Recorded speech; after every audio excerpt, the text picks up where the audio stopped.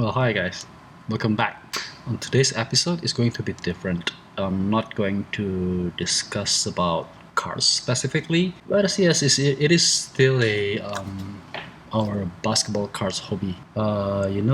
Lately I kind of feel that like I lost interest. I don't know why, but the click was just not there anymore. It feels so different. I remember back in whenever I start first collecting in 93, 94. I remember I went to the hobby shop, my hometown hobby shop, and I just look at the back of the packs and ripping them and pulling and see like every base card. And if you got an insert, you're just like so happy about it. During the vacation, the whole school holiday, I went to the Jakarta, my country's capital. We went to this mall where like many basketball cards collectors hang around. We traded, we buy and sell. It was a happy day. Even when I was in college, I went to the local hobby shops. The you know the thrill was there. But lately, I'd say in the past 2 years, it's getting less and less and less. I don't know why. Probably because of the pandemic and mostly because of this hobby turned into a investment. If you're investors, it was a good times to get into sports cards in this past 2 years. I mean, at the beginning of the pandemic, the card price it's still rising in I would say a normal rate. But at the pandemic, in the past 2 years, it was just crazy. Everything just went so expensive. Why? Yeah, because of this easy money from the crypto, from the investors, from the Wall Street investors even went into the sports cards business because like the real business kind of stopped during the pandemic. So everybody's like pouring money into collectibles, mostly sports cards, and it just rises like a lot of prices. And for me, it's not fun anymore. It's too expensive. Even like today's card, like a box of flawless, that's more than a maybe half year salary. That's crazy, man. It's like $10,000 for a 10 cards. And if you see on the YouTube, there are some breakers that bought like so many cases of flawless at $9,000 a case, or even a box. I don't know.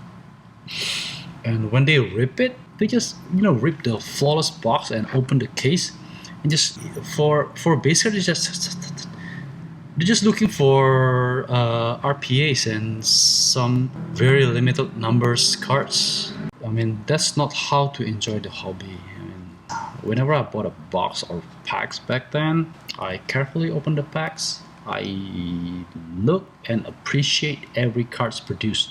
And yeah, sure, if I got some insert that with the players that I don't like, I just like, okay, that sucks. But that's all. In this case, I collect Shaq. So for me to collect more Shaq cards now is kind of impossible task. Few years ago, for a premium Shaq Flawless autograph card, it only cost me like under $200. Now, it's close to 1K. I mean, that's crazy. That's too much. If you see the slab cards, forget about it. Slab cards are more expensive than ever. I mean, PSA cards, that's because they charge premium on every gem mint. That automatically make the cards went higher and higher. I mean, for me personally, as a collector, it's kind of suck. I don't know about you guys though, but I kind of like lost the passion of collecting because I cannot collect anymore. I mean, yeah, sure, I can buy like cheaper base card and cheaper insert. That's it. But I'm quite sure like many player collectors out there felt the same like I do. It's very hard to collect now, but it's easy to invest. Yeah, I mean, like there's a lot of card influencer. I mean, they promote that they successfully invest in sports card and they make millions. I mean, okay, sure, you make billions, but you inspire people to get rich from sports cards. That's fair. Today's the sports card is kind of like a stock market. It's been like that since forever.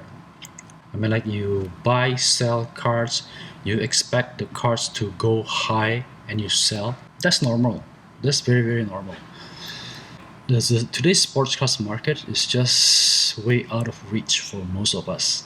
If you get fast money from crypto or whatever, it's easy. You can just buy like millions of cards. Sure, that's a reasonable effort for them to flip more cards to get more money. That's economically correct for them, for investors. But it makes the cost of us as a collectors to go higher and higher and higher and higher. If you see on the secondary market on eBay or wherever else, asking price for a certain cards is like maybe I would say 5 or 6 times before the pandemic. Even some of the premium one went over 10 times. I mean, it's like for new kids that want to start collecting, it's kind of hard to start. Like today's hoops box, it'll cost you like close to $200 for hoops. Even the autograph is on, I think all of them are on stickers, and the memorabilia is very, very standard. I mean, for me personally, the prices itself takes a lot of fun out of it. I can't even buy boxes anymore. I mean, yes, you can buy it on the secondary market with a high price. Like I said before on my previous video, when Fanatics take the exclusive of NBA license, I'm pretty sure before that license expires, Panini will release like tons and tons of lines. Mark my word. They're going to pump out lots of products out of the market. By then, we could see another junk wax era. In economic law, there's a supply and demand. If people were thinking the products were so expensive, why is it still sold out? That's also a mystery. But with this new money coming in, there's no problem for them. And the group breakers also made the price higher. I mean, this Dutch auction and Panini website, that really, for me, that's just kind of ridiculous. They put a limited supply stigma out there. So in order to get this product, you have to buy it at the price that you want to buy before it was sold out. And the fear of missing out is there in the hobby. Economically, I couldn't blame Panini because that's what the market says. So the market says that I want to buy this product at this price. So that price dictates the market price. And that's it. So you have this expensive hobby. So sports cards now became an expensive hobby. Regular kids, good luck. Rich kids from the rich dad or rich family, they can still follow it. But most of the kids, they will just stay out of the hobby. Maybe you guys said that I'm not being fair, but this is just like my rant for the hobby as a collectors. I mean, I've been collecting since '93 up till 2001, and then I stopped for a while. Came back on 2011, I think, till now. And now I think it's a good time for me to focus myself on my other hobby or other interest, because this hobby is really getting out of my hand. It's just too expensive. Maybe on my next video you won't find any new cards from later release. I'm just gonna post like 90s cards or the cards that I already have. And the NFT blockchain of basketball cards, of the sports card, I really couldn't grasp the idea behind it. I'm quite traditional. I like to hold cards in my hand. But now the blockchain trading cards is kind of, the market is quite big. Even some of the big collectors, they do invest in blockchain cards. I tried to learn about it on Panini website. I bought some Shaq's NFT, Shaq's blockchain cards. I don't feel the satisfying feel about it. If you're investors, yeah, sure, you can flip it quickly. It's just like a stock. You can just flip it quickly like that. As a collectors, I like to hold cards on my hand.